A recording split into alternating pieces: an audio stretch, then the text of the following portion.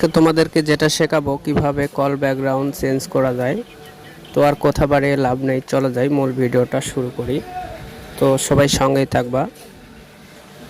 Back চলে আসলাম মোবাইলের স্ক্রিনে। এখানে আসার পরে কলে একটা ক্লিক করে দিতে হবে। কলে ক্লিক করে দেওয়ার পরে ওই যে উপরে 3 লাইন অপশন আছে, ওখানে একটা ক্লিক করে দিতে হবে।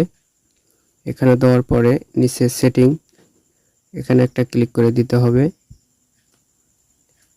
তারপরে নিচে কল ব্যাকগ্রাউন্ড অপশন আছে, এখানে একটা ক্লিক করে দিতে হবে।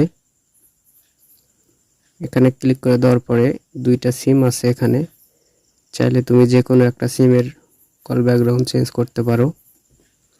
তো মূলত 1 নম্বরটা করব। তো এখানে আসার পরে এই যে নিচে দেখো ব্যাকগ্রাউন্ড চেঞ্জ, এই অপশনে একটা ক্লিক করে দিতে হবে।